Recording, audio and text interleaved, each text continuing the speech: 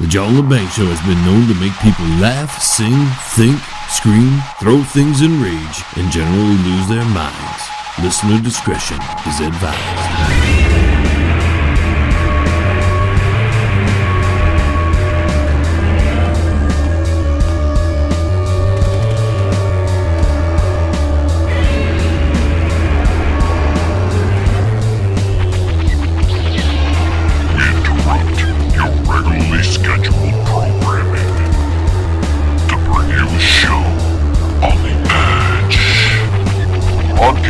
Worldwide and out to the greater universe, you're listening to the John Lebang Show.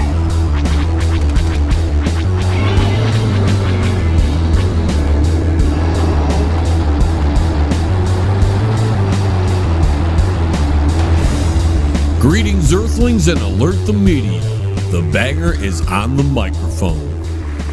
After what could be said be a trying week for the old banger, I made it to the microphone this week, and I'm in better spirits after the semi-catastrophe that happened early on this week.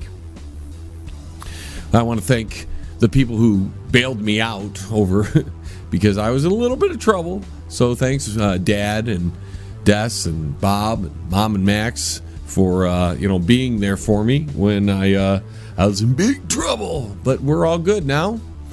Had a little issue with the vehicle, and that partially is due to my karma because I was being nice to somebody that I ended up trashing my transmission. But I want to bring up this because not to whine to you, but to actually help the people out in this area and for people in other areas to really pay attention when they're dealing with tow truck drivers and shops and stuff. So I have AAA, so I get free towing a couple times a year when my vehicle decides to do something crazy like not work. So I called AAA, and they have this local company, this local like gas station, garage type thing that handles their towing in this general vicinity, this region. And they got a ton of tow trucks. When I went there this morning to give them their last little cheap money, the little bit of crap that they pretty much swindled out of me, but we'll get to that.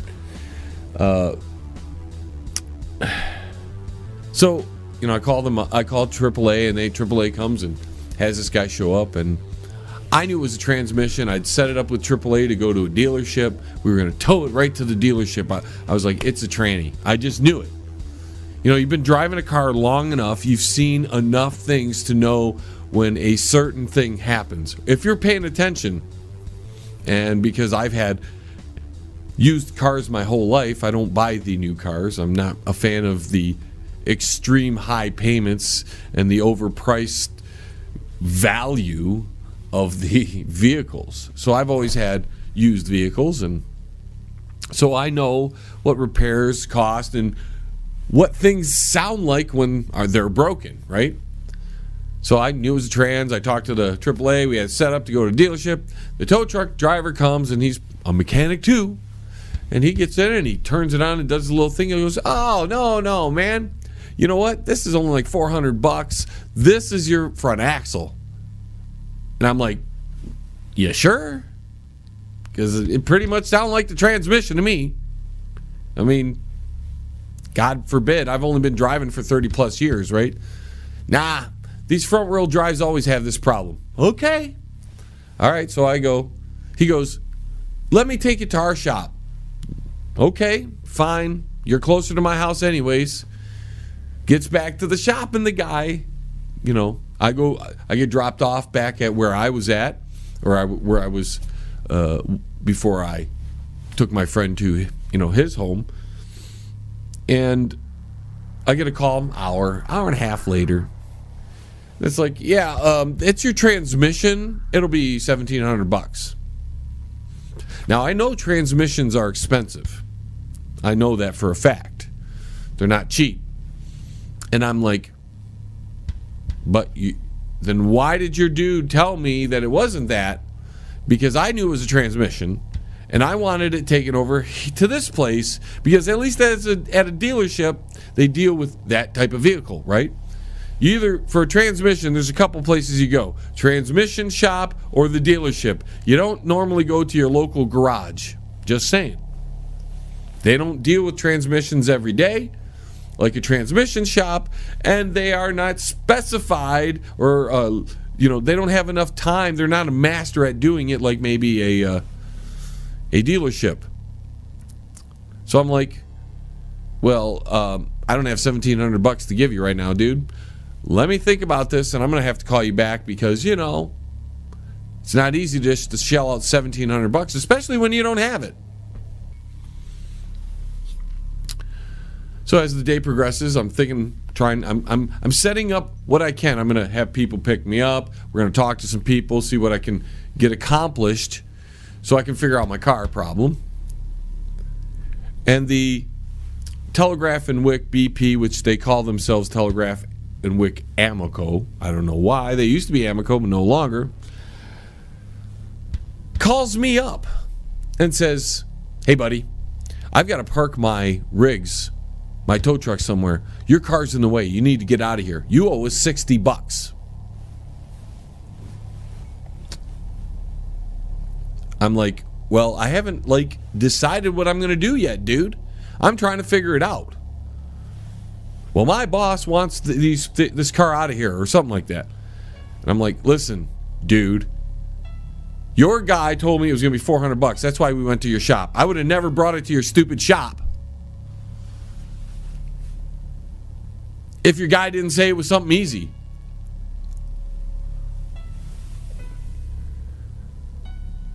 Well, you owe us $60. I'm like, my car's been at your shop for 4 hours tops. It's probably like 3.5. But we gave him 4 hours. I'm like, listen, how did you inspect this to know it was the transmission? Because your one guy said it was the front axle. He's like, well, I turned it on and put it in gear. I said, that's what your guy did. And he told me it was the axle. He says, well, it's the transmission. I'm like, so by turning on my car and putting it in gear, you're charging me $60 to do that? Yes, sir. All right. Well, I can't make it tonight because I don't have a ride to get there. You guys have my car, and for $60, you can keep my car overnight. I will get it tomorrow morning, no later than 11 o'clock. I call a couple local transmission shops. There's one right next door. Right next door to the guy. Call AAA in the morning. I said, yeah, this is the story. The story I just gave you, so I won't give it again, so you don't have to relive that nightmare that I did. And they go, no worries, sir. We're going to copy on that. We'll give you a free towing. And I says, I just want to go next door. I don't even want to go that far. All right. I just want to go next door because that's the closest shop. I says, I'm just trying to make it easy. Go in there. I walk it. They say, okay. I get it towed over there. I go to the shop to pay them, and they're all snotty with me because I didn't. I know what it was. They're all with me because one, AAA probably called them and gave them hell. And two, I wasn't going to pay them $1,700 for a repair that I wasn't going to do at their shop, that I didn't want to go to their shop for that kind of repair. They thought I was somebody stupid. They always think because when you're in desperation, when your car's broke down, these schmendricks think they can take advantage of you. They'll lie to you. They'll bait and switch you in. This is the BP on Telegraph and Wick in Taylor, Michigan. They do the AAA thing.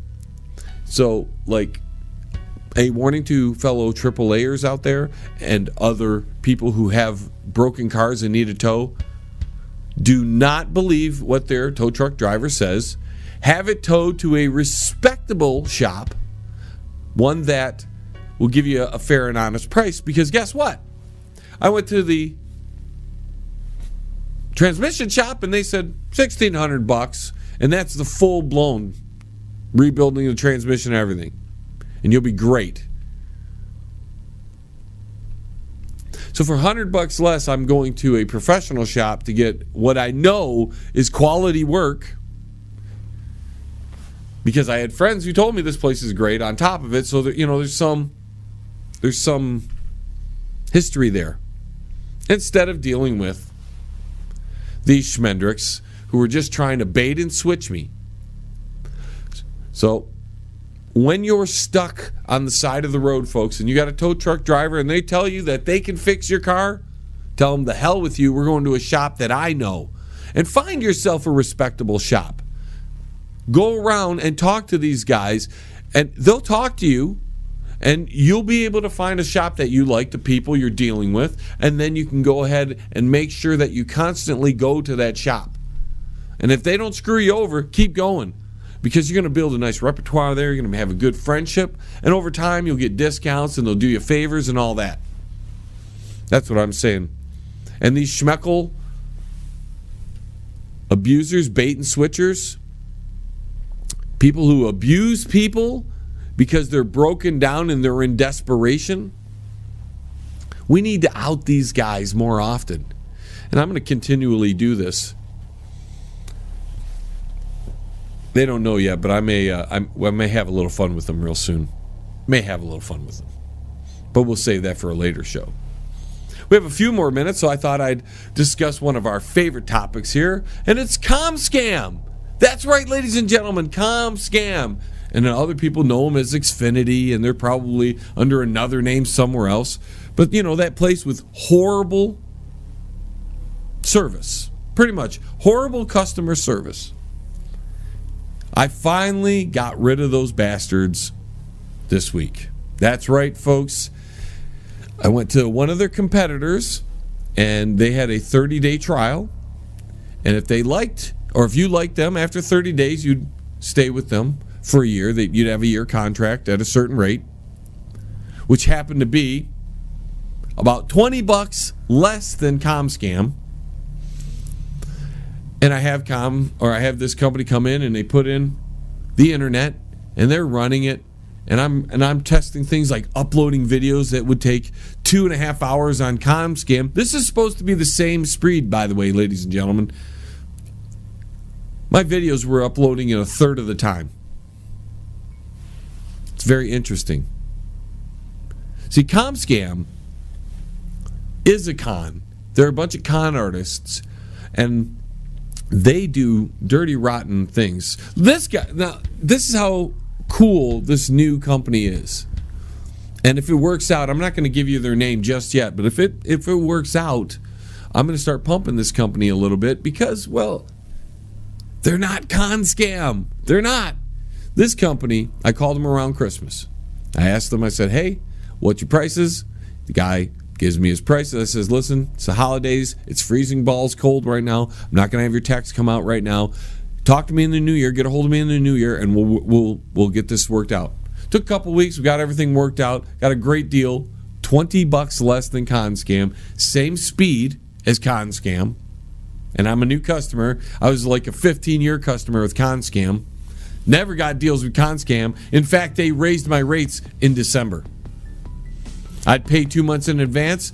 Never would get any little bonus, no extra thank you for, we're here in advance. But if you're 2 seconds late on your payment, there's a big old $9 late charge. So I had enough of them. Got this new company. Speeds are faster. Seems to be going very well. And I'm paying $20 less a month. So I'm telling everybody out there, drop ComScam. Go to find some. There are better deals out there for ComScam. They overcharge you, and I think they tell you it's one speed, and they really cut you down. They slow you down, because I can tell you my internet's running better. My uploads to like YouTube are flying right now. Amazing. 1/3 the speed. Something that would take 4 hours, I'm getting done in about an hour or so.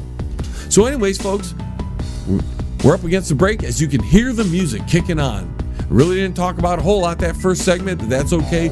More coming your way after a word from our sponsors. Hey, don't touch that dial. The John Lebang Show will be right back. I promise. Ladies, it doesn't matter if it's morning, noon, or night. Whether you've worked all day or you just woke up. If you got the thirst, just wet your lips on a BJ. BJ Beer, brewed right here in the great state of Michigan. Who wants a BJ?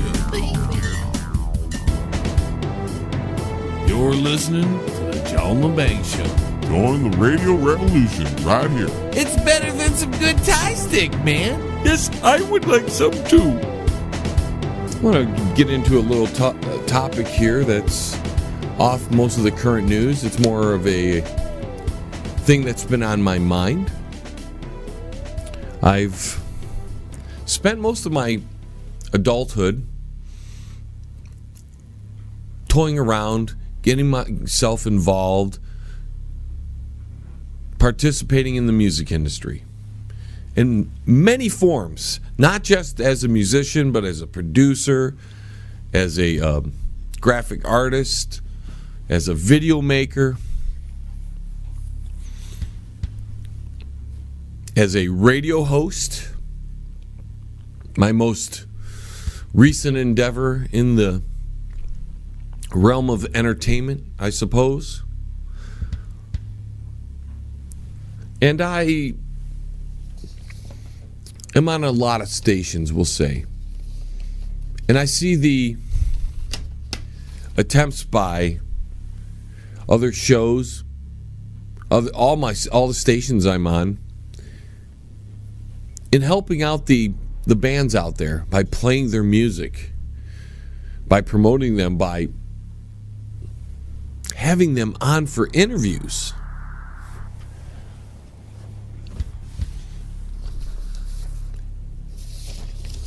And well,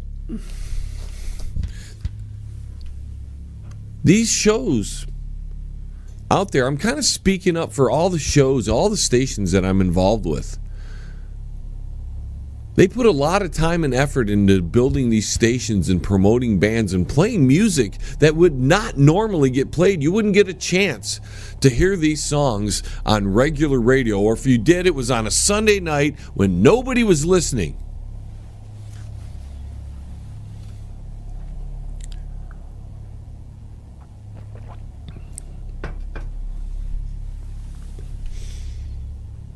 Sunday night's a really bad night for radio as far as it's concerned.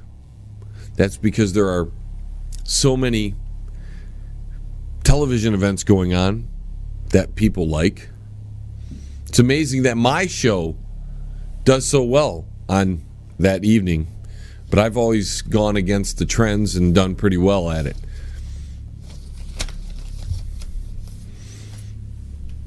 So these stations and bands have this mutual agreement or mutual relationship, except it's very one-sided. And I think that's due to the musician that exists today. Bands, these stations put a lot of time and effort into you, and I rarely see you guys putting the equal time and effort into promoting these stations.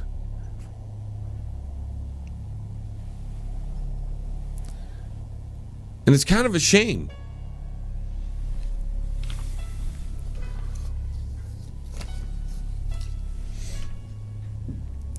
I've heard on many of the stations I'm on, specific bands being played 3-4 times a day. And yet these bands aren't doing their share to help out these stations. There are some, don't get me wrong, there are a few bands out there that really promote the stations that are promoting them. But in general, I just put out a call to get some more songs because I want to have an anti-Super Bowl party and I want to have songs. That's great, right? Giving bands a chance to be on 20-some stations, 12 networks, in 3 different countries, a ton of different states. And you know how many liked my Facebook page? 0. They want me to play their song. Yet they don't want to do anything to promote the person who's going to promote them.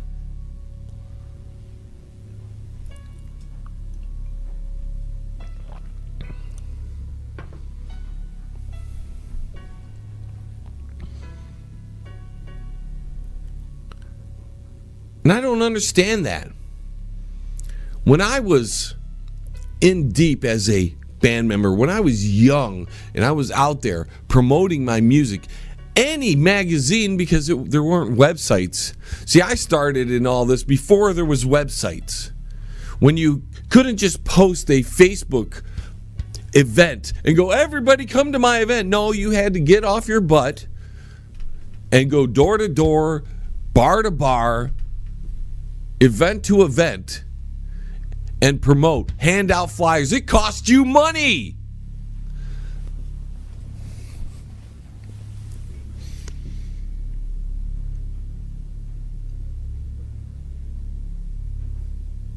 I was one of the first, and I'm going to brag a little bit, I was one of the first here in the area that was producing his own stuff, actually having cassettes and CDs made professionally. Not, making back in the day, see, we used to have cassettes and you could record on the little cassette tape and then hand it out to your friends. And you got, you could do band practice, or even if you did go to the studio, you would do it that way. This was before CDs. Before CDs. When CDs came out, it turned over where you could burn your own CD and give that out. Bands still do it that way. I never did it that way. I went the full-blown route. I actually taught myself how to make an album. I read books, I educated myself, and then I went and did it. And did them professionally.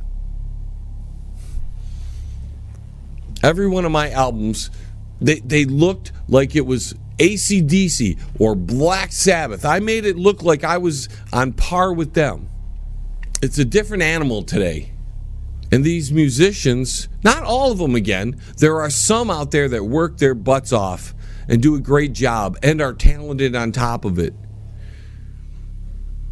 And they show support to the people who support them. One that comes to mind is the Dark Clouds. They're always liking the pages of the stations or the shows that are promoting their stuff. And that's why they got an interview on my show. Because not only are they a good band, but they took the time to promote me as well. I promoted them, they promoted me. It was an equal relationship. They get on the show, they've been interviewed. That's a great band. But not all the bands are like that. And I'm on a lot of stations that bust their butts to promote these bands. And I don't see them showing up to the shows. I don't even see them sharing that their songs are going to be played on these stations. I don't even see them liking these pages.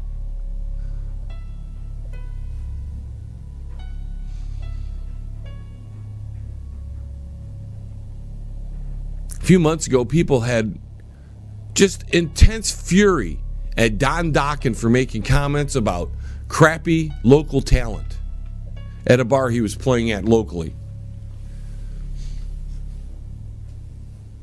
People were all in arms about it.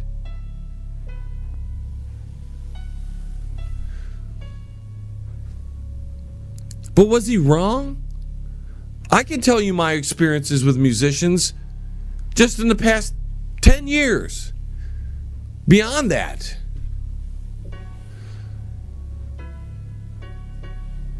Singers or musicians who don't even show up to practice. They know band practice is going to be at a certain time, certain day, and they don't even show up. They don't call, nothing. Then you got to chase them down. Musician, if that's not it, then they show up late. They're not rehearsed. They haven't practiced at home. People who have been out of the game forever or are newbies are trying to dictate to people who have been in the game forever or have been in the band or formed the band. Musicians who aren't that good, that get mad at good musicians for not having them in their band. And then they talk crap about them behind their back. I know about the local musician. I am one. So I'm allowed to talk about us, aren't I? I'm allowed to discuss what's wrong with us and what's good about us, because there are some good people out there, and there are some great bands out there. And there are bands, like I said, that actually do the work. And that's why they're better. That's why they're actually moving ahead. Unlike the bands that hire you for something, rush you to get it done, you get them the finished product, and then they can't pay you. And they think thanking you on Facebook is payment enough. That don't put food on the table. But hey, I know about musicians. So you guys out there who are getting this airplay from all these other shows, I don't even talk about mine, because you know the guys that get played on my shows, the really good bands and the ones that actually take the time. I don't play bands just to play them. But there are a lot of shows out there, and I'm here to defend them because I don't care if I get hate mail. They play a ton of bands, and these bands either don't show up for any of the shows, they don't promote the shows, and they don't even like the pages. And at least in my town, it's no wonder nobody gets out of here. Nobody makes it big out of Detroit anymore. You have to be a solo artist, and I figured that out a long time ago. And that's why I went solo. Because as a band, you can't do anything around here. You can't deal with the egos of people around here. You always get one schmendrick that you can't deal with.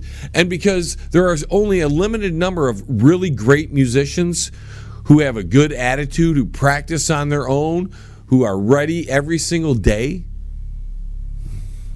you can't piece enough of them together because they're all in bands here and there and everywhere. So you can't piece enough of them together to make a super awesome band. There are a few. But this is supposed to be Detroit Rock City.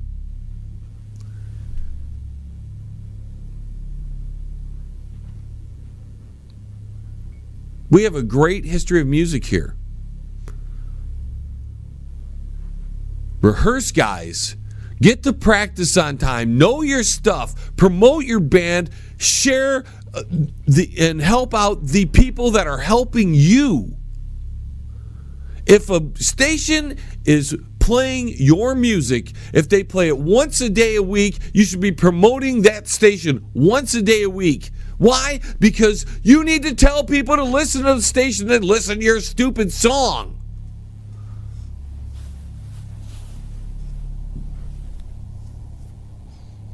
Again, that's why I only play a limited number of bands on my show. A whole bunch of bands just sent me a bunch of music because I asked for it. And not one band, not one, liked my page. Not one. Oh, it's a great opportunity. It's a great opportunity. Thanks for playing our tune, dude. You know, we're going to thank you. We're just going to thank you. We're not going to share your stuff. We're not going to tell people about your show. No! Don't go anywhere. The John Lebang Show will be right back. You'd be crazy to change the dial now. Fans, do you need a video for your brand new song but don't have a lot of money? Then contact John Lebang. His reasonable rates, professional look, and fast turnarounds will help get that song off the ground. Contact him at jlebang.com. And I'd like to welcome our new sponsor, Pane in the Glass, commercial and residential window cleaning. For a beautiful, sparkling shine that's crystal clear, call Pane in the Glass Window Cleaning. You can find them on Facebook at Pane in the Glass. Hey, man, it's at the bottom of the hour, man. Do you know where your kids are, man?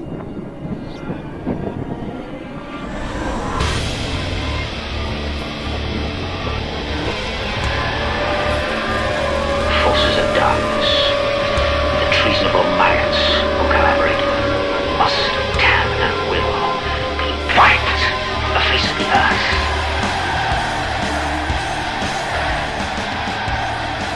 All right, welcome back, my friends.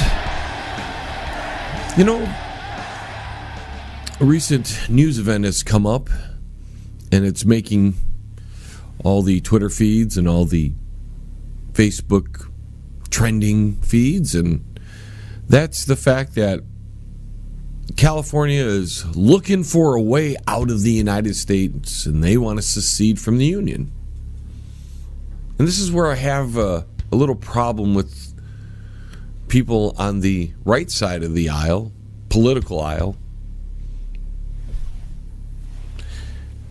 And that's the mocking of these people for wanting to do this.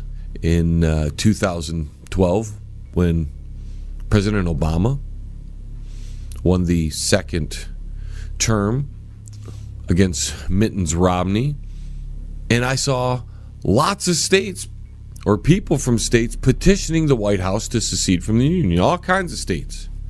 There were official petitions to the whitehouse.gov, but they weren't actual movements to withdraw from the Union. We can't mock them. If they want to leave, that's fine. Let them secede from the Union. If you were for it back in 2012 when Obama won, then you need to be for it, or at least allow them to choose their own fate. Now, if they want to leave the Union, that is fine. If they can find the proper steps, do all the proper procedure to leave the Union in a peaceful term, in a peaceful way, fine. Let them return all the federal money that they get, which they're going to lose anyways because they don't follow the federal rules. If the states wouldn't take federal money, you wouldn't have to follow the federal rules. I'm a big proponent of states not taking money from the federal government. Then you don't have to follow their stupid rules. So let them return all that federal money. Let them peacefully let all the federal military, which that's the Navy, the Air Force in that state, the Army, any kind of military that is federalized, owned by D.C. more or less, let them move all those planes out of there. We'll harbor our boats somewhere else. Take the boats up to Seattle. It's not that far. There's a Navy base up there, I know, out in Bremerton. If it can't handle it, well, that'll be an influx to Washington with some money. And they'll be able to build up some more out there. Let California go without a military. Let California go without the federal dollars and see what happens to them. And anybody who wants to involve themselves in this subject, if you're not from that state, just stay the hell out of it. Don't be signing petitions if you're from another state. It's not your state. You're involving yourself in something that's none of your business. You worry about your state. If there's problems going on inside your state, you are the ones to take care of it. I remember when the Bundy thing was going on the first time around and people were coming in from all different states to come help them. Militia. And that's not the job of the militia. The militia inside the state are the ones to protect that state. Not militias from other states. That's a foreign nation.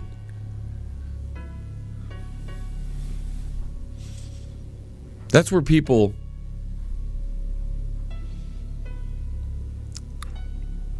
have trouble with this union we have called these United States. Not the corporation called the United States, but the 50 states that are under the union. They are supposed to be 50 separate nations that is under the protection of each other. I've gone over this many times.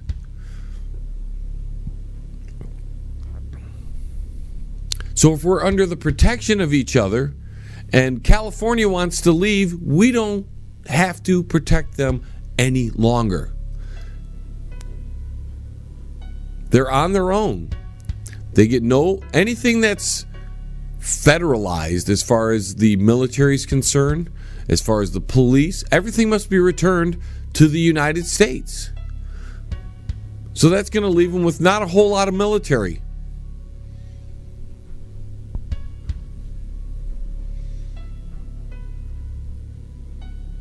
They're not going to receive any federal money, which are bound to lose real soon, the way things are going.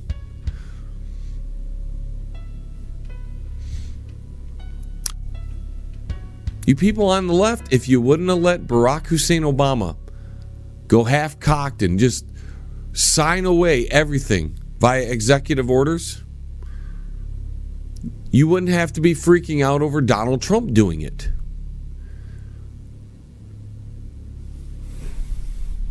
So you have to keep your own in line. That's what I'm talking about here with California. We need to stay out. If you're not a Californian, if you're not from California, your residence is not there, you stay out of this whole California seceding from the Union. That's their choice. Don't sign the petitions. Don't cheer them on to leave. Don't heckle them for wanting to leave. How many of you, when Hussein Obama won the second time around, wanted to secede, your state to secede from the Union? I covered it, I know. And I was one of the very first to report that petitions were being made to whitehouse.gov, and lots of people were signing it, that these states wanted to, secede from the Union. So if you were in favor of that, if you were like supporting that whole agenda, that whole mindset, if you're one of the people that supported the Texas seceding from the Union thing, then you should be in favor of California having the right to do that as well. Don't mock them. Cheer them on if you want, but don't get involved in it. Don't sign any petitions. It's none of your business what's going on in California. A few years back, we had this right to work thing here in Michigan. And people were being bussed in from all different states to fight that issue. And I was extremely opposed to that, because if you are from Illinois, you have no business being in Michigan protesting about anything. It's none of your business. Your nation, your state. See, that's our problem. We consider the federal government the nation, and we are below them. When each state is a nation upon itself, and the federal government is the ones that make sure we don't fight amongst ourselves, and it makes sure that no foreign adversary invades one. So in other words, if North Carolina gets invaded by, Russia, the federal government rallies the states to come to their aid. We're under the protection of each other. And if California or any other state wants to forfeit that protection, so be it. But if they ever get invaded, we won't come to their aid. Sorry, you took off.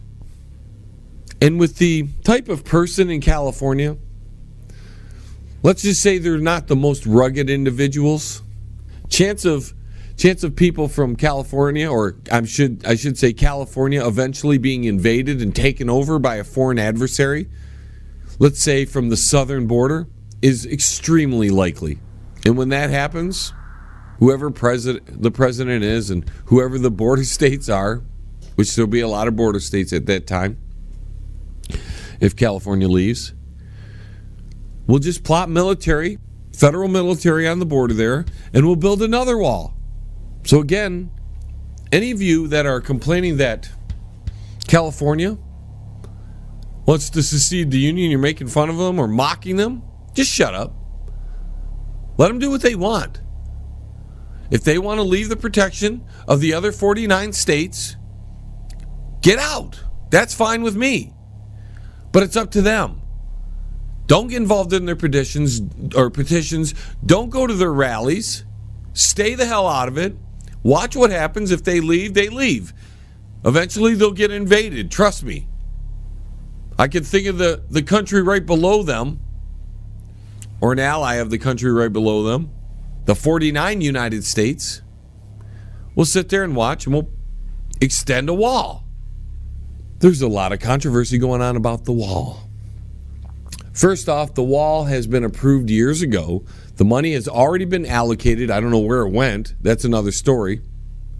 The proposed idea to build the new engineered version of the wall, new architectural design of the wall, is going to come through tariffs.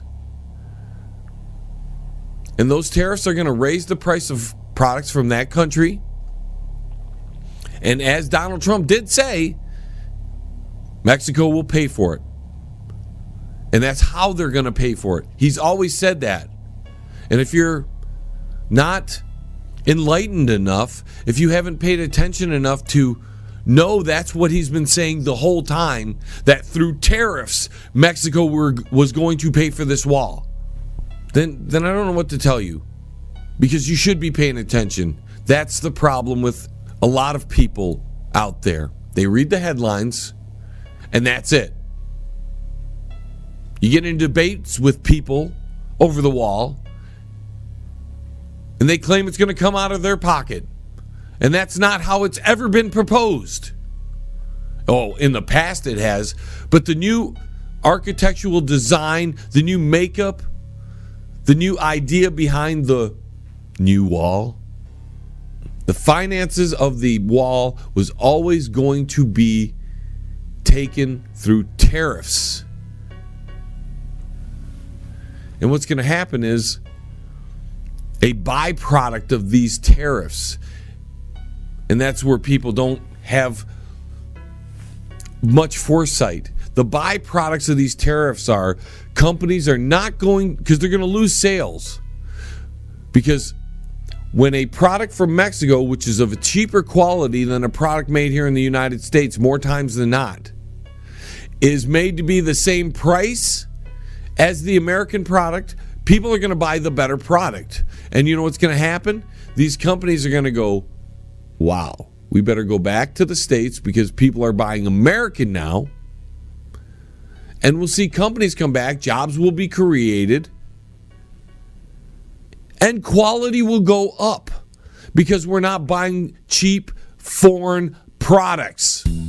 If you want to contact the John Lebang Show, feel free to send an email to jlebang@live.com. And if you're on Twitter, look him up at John Lebang. And don't forget to go to his Facebook page at The John Lebang Show. Banger. Now here's John. Are you concerned, ladies and gentlemen? Are you concerned that Donald Trump is using the executive order at every turn? We used to complain about it during Obama, remember? We had a problem with President Obama doing executive orders. But now, Donald Trump is doing them. Now, don't get me wrong. The executive orders he's doing, for the most part, I'm in favor of the actions. Problem is how they're happening. And I'm wondering if you are as concerned as myself. But there's going to be a point where we're going to see Donald Trump using the executive action beyond what we think is right. Or at least I think so. But I'm not hearing anybody expressing any concern over how Donald Trump is using executive all week. And he's been executive actioning the hell out of things. And I'm wondering, are you concerned? Are you even interested? Do you just want these things done? And you don't care how they get done? Because then there's going to be no moral high ground when dealing with the socialists and the communists and the collectivists. And when they get a guy in office, when they get somebody back in office, they're going to see that, shoot, Donald Trump was doing it. If the Republicans can do it, why can't I? And that seems to be what's going on here with Donald Trump. He's executive ordering a bunch of things that were executive ordered. This is not how I was hoping Trump would make things better. Like I said, a lot of things that are happening, I am not opposed to. It's the manner that's happening, that's taking place, how he's doing it, that's bothering me. He's got a full Republican Congress, House and Senate. They've had time to rush things through, build things up to the new year. Why weren't they working so they had laws in place so he could just sign them? Boom, boom, boom, boom, boom. Sign them. And then we don't have to worry about executive orders. And it's all being done by the book legitimately. Whatever Donald Trump does here, because he's doing it all via executive order, it's only temporary. And as soon as he's out of office, the next schmeckle will be able to come in and rewrite them all and continue what was, and we only had a small hiatus from the garbage. We need these things to be voted on by the legislature, passed on to the president so he can vote or so he can sign yes or veto it. That's the right way of doing things, according to the Constitution and according to the history. And we have now allowed Donald Trump to go down this road, signing away one executive order after another. And again, I am not opposed to this stuff as far as the ideas behind it. I just don't like the manner of signing executive orders to do it. They had this time to get the legislature in line. And if he couldn't get those things passed through the legislature, then he should go to the American people, which were the people who elected him into office. We would have got on the politicians because that's what the American people voted for. The American people voted for these actions not done executively through the legislature. That's what we wanted. But now we're facing more executive actions. And because Donald Trump's only going to be there 4 or 8 years, these executive actions are only going to be temporary and can be taken away by the next whoever that enters the White House.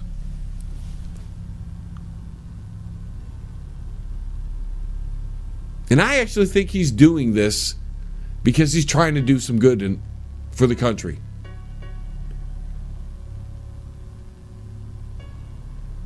And he's trying to get it done quickly. I understand. I want this stuff done too. I really do. But to be doing it via executive order bothers me a little bit.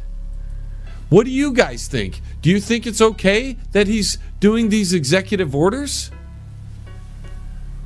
to achieve the goals that the American people elected him to do? And you people on the left who are complaining, I'm sorry you do not like who your president is. I don't particularly like the gentleman myself. He was better than Hillary. If you wanted a different person to be president, you should have elected somebody else.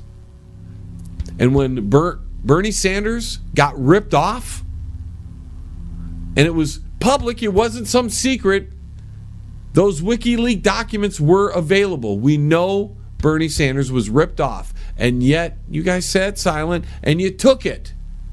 And because you took it, you lost the election. So you lost to the Democrat Party, and then you lost to the country.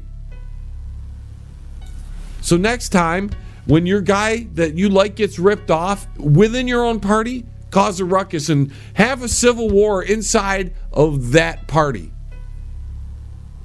In fact, I would say the Republicans already had that civil war, and Donald Trump won it. It wasn't but a few years ago that I had spoken on my radio broadcast right after Obama got elected the second time. And I said it was right for somebody to take over the Republican Party. And now we know who did it. It was Donald Trump. Maybe Donald Trump was listening to me. But are you okay with all these executive orders? I know it feels great when I start hearing these things being chopped off left and right. I'm not having a problem with the idea behind it. I'm just having a problem with the executive orders. A lot of people will say, well, you can't get it done any other way right now. But we complained during the Obama administration when he would use executive orders. You can't just sit there silent when Donald Trump is doing it. If you were mad about it during Obama, you should be mad about it during Trump. And all I'm saying is, let's somehow get Trump to stop doing these executive orders.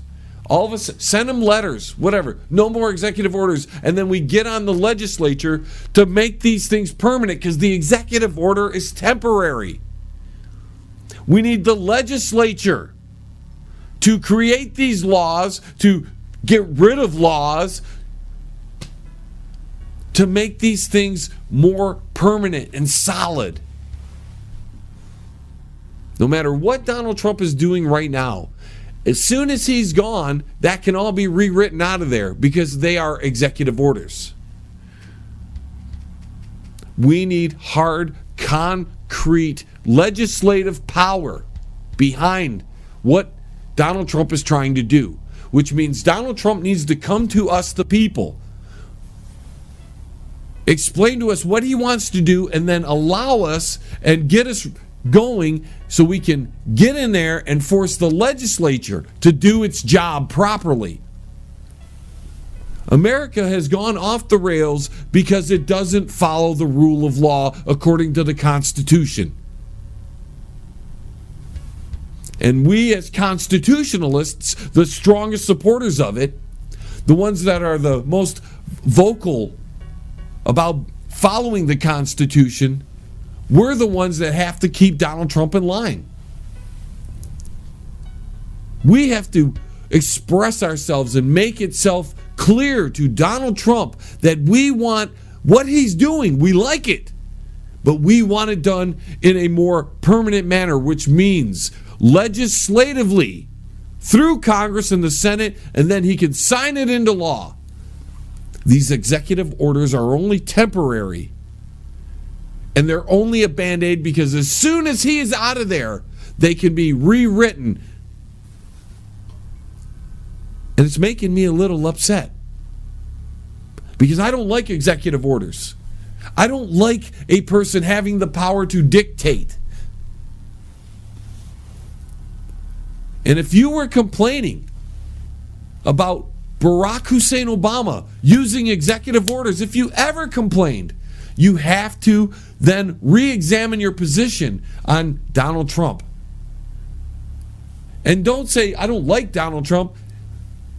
Make it clear to him he needs to do this legislatively and not through the pen. We can either follow the Constitution or we can continue down the road Barack Obama led us through and have this soft dictatorship, and it just switches parties from here and there. We need to follow the Constitution and take what he's doing, which is a lot of good things, and pass them through the Congress.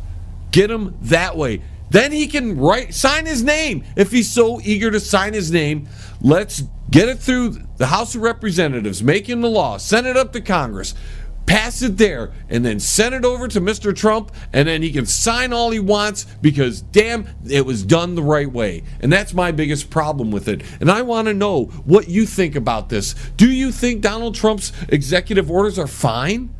That he can just do it? And if you're okay with that, were you ones that complained about it when Barack Hussein Obama was doing it?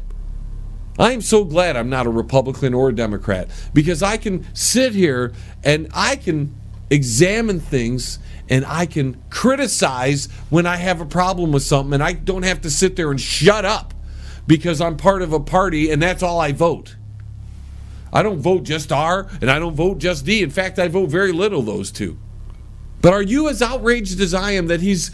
Listen, I'm not outraged at the things that are happening. I'm just outraged that he continues to use the pen to sign, shoo, another order. Mr. Trump, come to the people. Express to the people what you want done. We will then go to our legislatures and force them to do it. And then the Democrats can't complain about you doing things through executive orders and calling all the Republicans a hypocrite. You've got a Republican House of Representatives, a Republican Senate, and you're the president. Passing laws should be fairly easy right now, or eliminating laws. Let's do it this way, the proper way, not through executive orders. And if it seems too hard, Mr. President, or the people who are in a rush to get this done, that's because it's supposed to be hard. And let's hold the higher ground here. Let's hold the higher moral ground when it comes to dealing with making laws here in the United States. Let's not sink to the level of the Democrats and the left wing. Let's not do that. Let's hold the higher ground and do things constitutionally, Mr. President. Believe me, people are loving you for doing everything you're doing. You take this extra step, people will not only get behind you, your ratings will be through the roof, because you're going to bring people in from the left who see you're trying to do things properly. Right now, the people on the left are going, see, he's doing it too. Those hypocrite Republicans, they're just signing executive orders too. So, what do you guys think? Are you kidding me? 60 minutes gone already, folks. Just like that. I can't believe how fast time flies. Especially since I've been back from the break. It's incredible. Man, I might be ready for another hour a week. I'm on a roll. Let me know. Do you want me to pick up a third hour a week? Send an email to jlebang@live.com and let me know. A few last things before I get on out of here. In regards to the wall, if someone can give us a way to stop the illegal immigration, or at least slow it down without putting up a wall, I'm all for listening to their plan. If they don't have a plan, I don't see how they can criticize, unless they want the illegals to keep flooding into this country. Bands, support the stations that support you. California, if you leave, sayonara. Now, and don't forget to go to my website. That's www.jlebang.com. I'd like to thank all our affiliate stations. And, of course, thank you for listening. And until the vibrations of my vocal cords reach your ears again, and for some of you, that's in the next hour. This is John Lebang signing off from the Banger Studios. 1. We have liftoff. Tune in again next week. Same time, same space, same station.